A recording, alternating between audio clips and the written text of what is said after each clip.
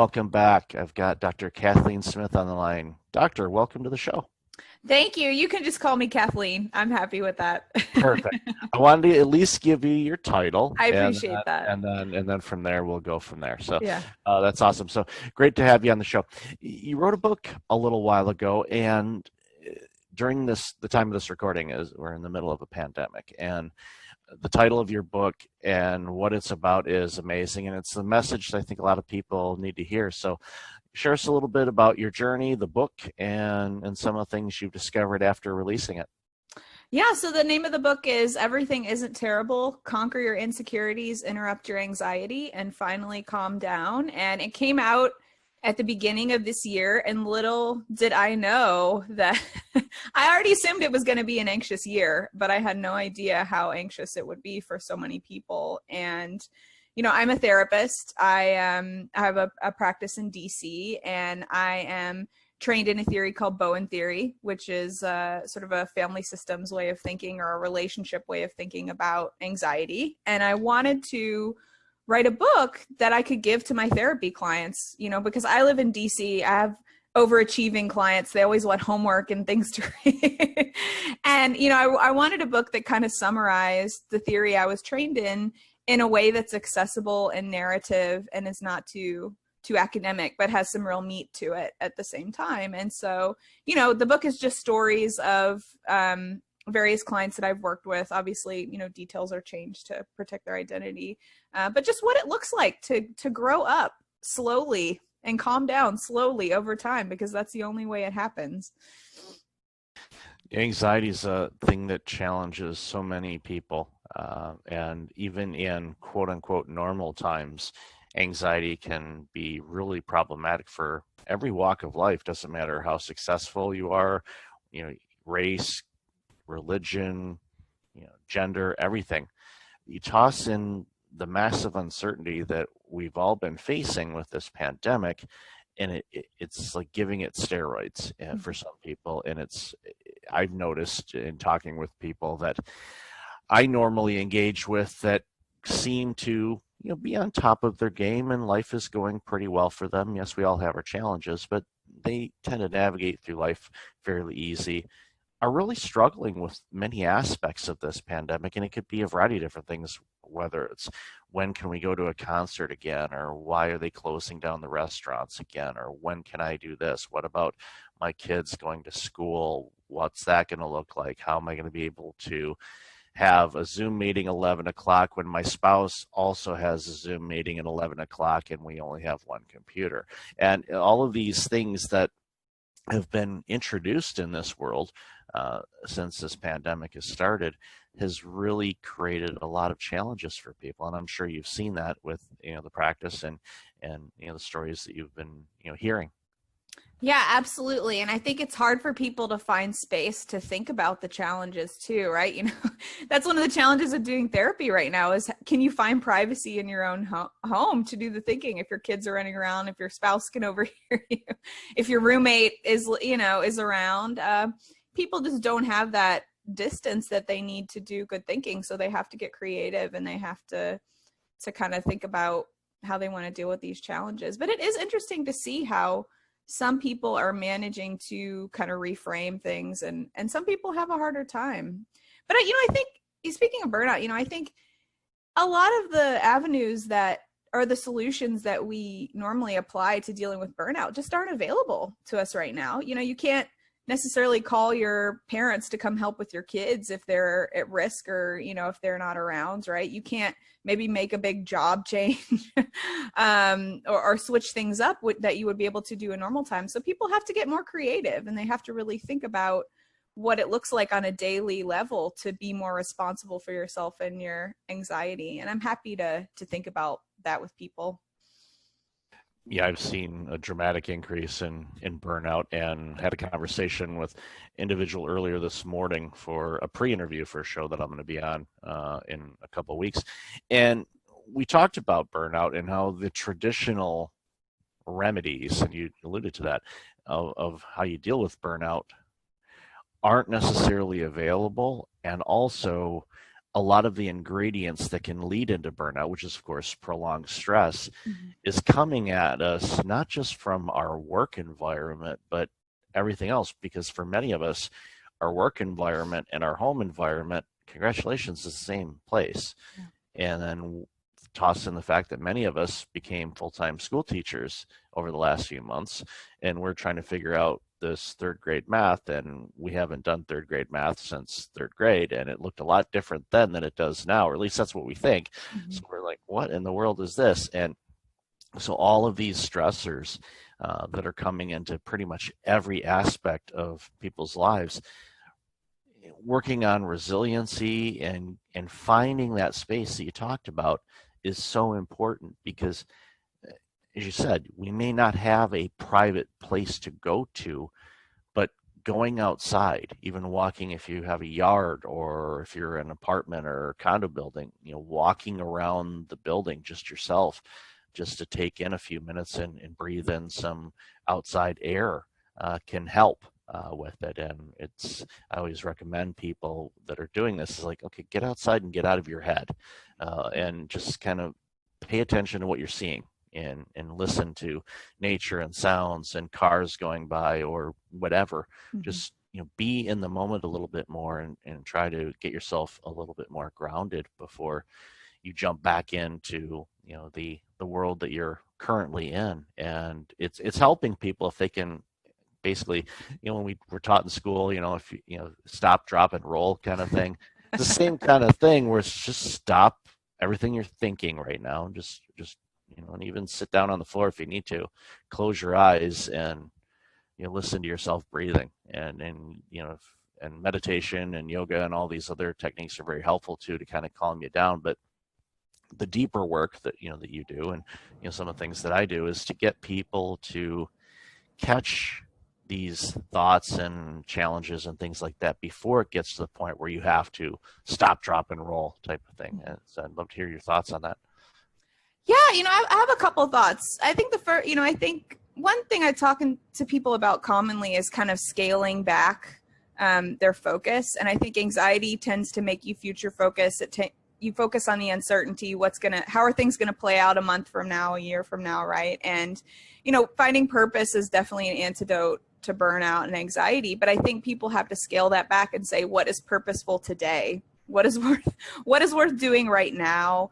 How would I like to be responsible for myself today in this moment? I think those are much more helpful questions than how am I going to get everything together? How is this going to work out? Right. And if people are able to kind of wake up and ask themselves those very simple questions every day, they're engaging that part of their brain that is going to come up with solutions and that is going to make things seem more manageable. And so I think, it's largely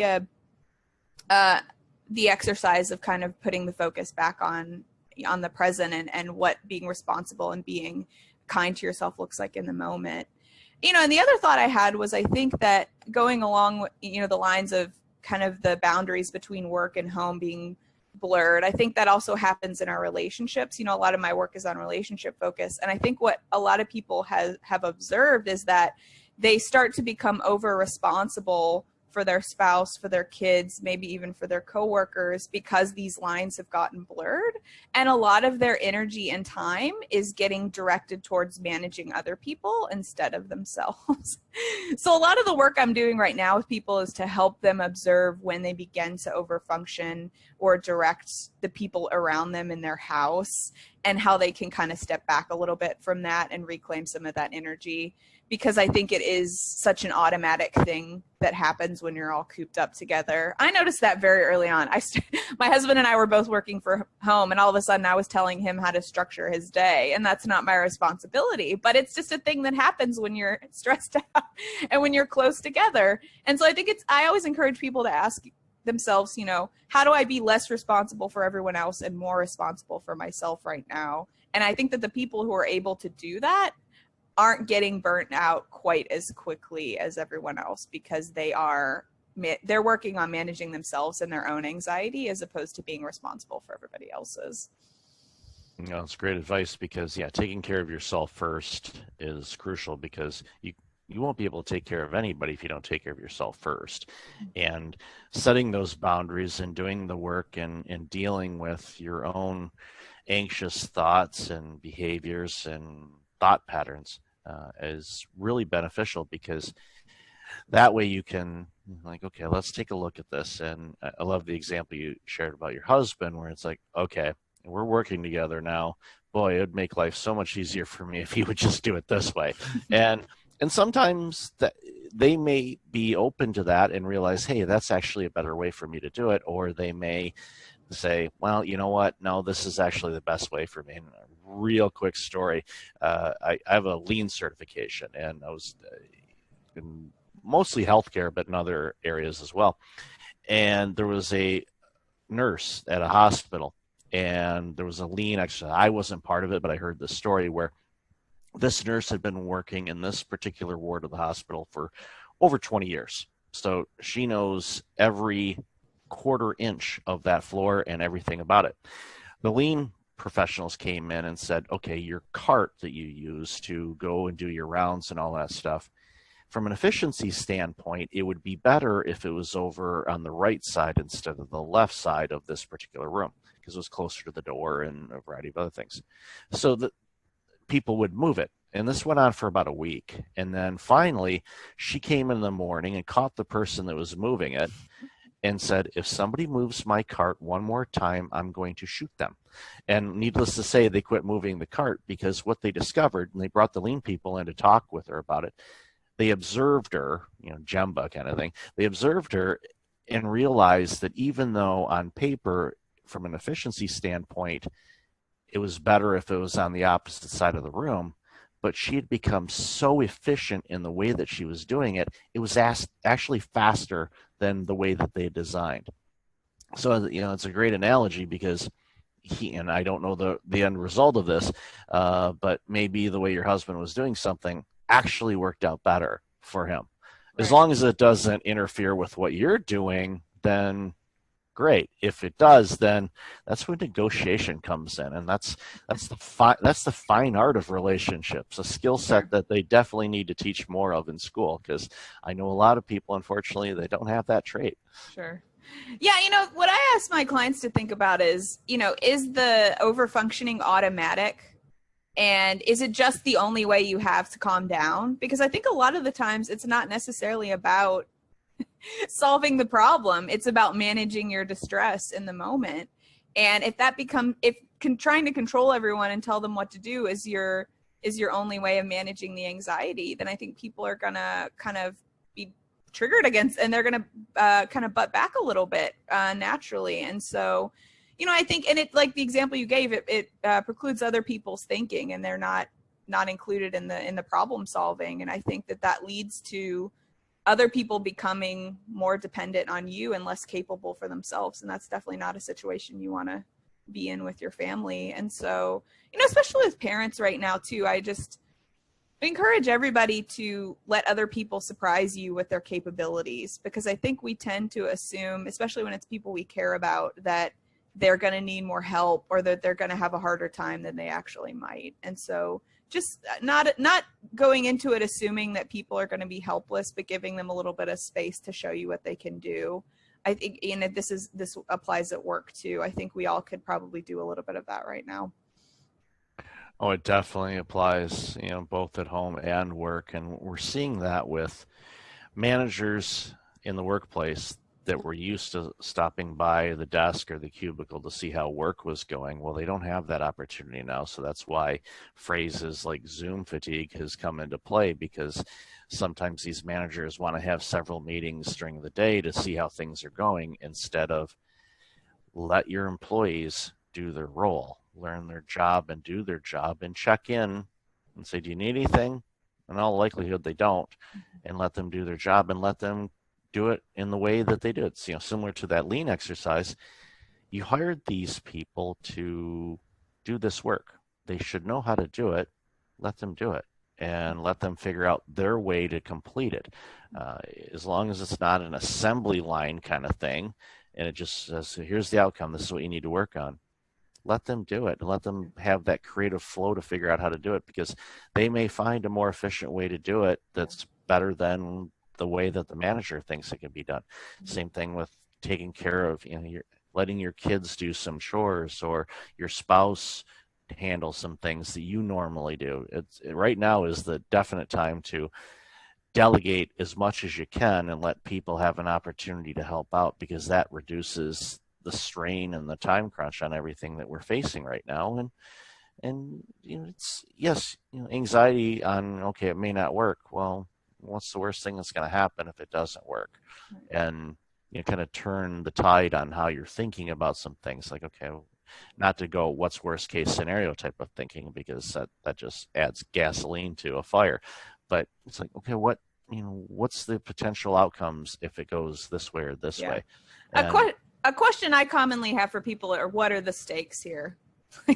How high are the stakes, and are you acting as if they're much higher than they actually are? And I think that's a useful question for people, because they start to realize that someone being less efficient than you, that's not, most of the time, that's not high stakes. That's a manageable thing. If people bumble a little bit, or they don't do it as good as you would. Yeah, but I think that it's so common that people do confuse over functioning with leadership, and that's not what leadership is. And I think, especially in the helping professions, that's one of the reasons why there is so much burnout, is because we love to help, right? We wouldn't be it's what we do if we didn't. And so it's so easy to shift into that. I have a chapter about this in the book. It's so easy to shift into that over functioning role and then wonder where all your energy went and where the passion went. Yeah, and that's the crucial thing, is just, and I see that too. Yeah, especially in the nonprofit sector, the people that want to make an impact in the world, and they do every role, and they're not accomplishing much because they're trying to do every role. And it's like, okay, do what you can do, and only you can do, and delegate and bring on other people to help out. And it's a more joyous experience when you have people walking alongside, helping you navigate through work, life, raising children, raising a dog or a cat, whatever the case may be. You don't have to go it alone. And when you have those things, and you can trust these people to be able to help out, yeah, their way may be different, but it's still, like you said, what are the stakes? Realizing this is on a scale of 1 to 10, it's really a 0.5. It's not a big deal at all. But oftentimes, especially those that struggle with anxiety, everything may look like a 7, 8, 9, or hopefully not a 10, but a huge, anxious situation, when in reality, looking at it from an outside point of view, it's like, that's not that big of a deal. Mm-hmm. There's bigger things that we struggle through in life that, and I find this sometimes too, where things that you would think that they would be really anxious about, they're nonchalant about it. It's like, well, that's kind of a big deal. Well, it'll happen. And you're like, okay. It's like the brain is an interesting thing, that's for sure. Yeah. So if you had one piece of advice for people that are struggling, and I mean, narrowing it down a little bit too much maybe, but for people that are, dealing with anxiety, especially during this pandemic, but even during normal times, what are some things that they can do to kind of help ease those anxious thoughts? Yeah, the main theme of my book, and what I always encourage my clients to think about, is how curiosity is kind of an antidote to anxiety. And if there's so much going on in your life right now, can you find one challenge that you're just naturally curious about and interested in, and start there to lead with your interests? If you're I give all these common examples, but if you're finding that you and your spouse are arguing over how to load the dishwasher, and you can laugh at that, and that's interesting to think about, then play around with your responses to that.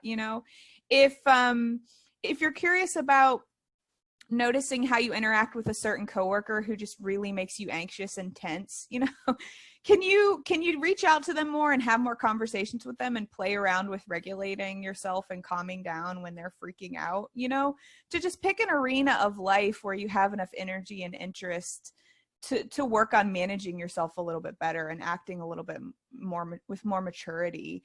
And, can you write down some of your observations, share them with your therapist, do something that engages that front part of your brain that problem solves. Because I think what people tend to do is they tend to want to tackle everything, and they feel overwhelmed with it, or they feel bored with it, and they wonder why they're not getting anywhere. And so, I think the areas that sort of naturally interest you the most, and provide the sort of the most wiggle room or the most opportunity to try something different, start with that and see what you can do with it. And then I think you get a little bit of momentum.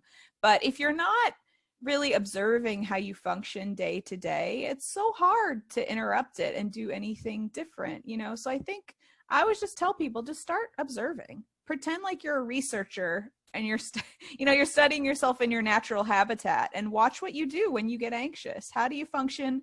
What is your thinking? How do you relate to other people? And then you start to see the opportunities to kind of change it up, or kind of live out your values a little bit differently. And, but people want to jump to the changing. They don't want to do the observing first. And I think that's a key piece. And I think just paying attention to yourself, not being so hard on yourself, recognizing that we wouldn't do these things when we're anxious if they didn't work to an extent, right? If you are over responsible for everybody and that's your only way of calming down, you do it because it's adaptive, it calms you down, right? But there's a cost, and maybe you don't want to do that anymore. And so just recognizing that your anxious functioning is there for a reason, but that doesn't mean that you can't sort of chart a different path for yourself. But you've got to be curious about it, because if you're not, you're just really not gonna be able to do anything differently.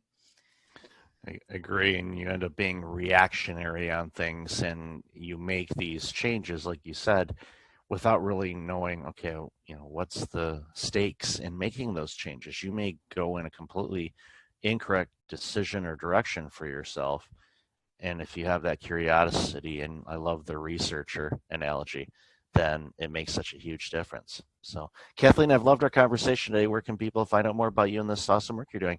Yeah, so you can just go to my website, which is kathleensmith.net. I write a free weekly newsletter called The Anxious Overachiever, where I talk about my work on myself and my work with therapy clients, and people tend to find that useful. And my book, Everything Isn't Terrible, you can buy that anywhere you buy books.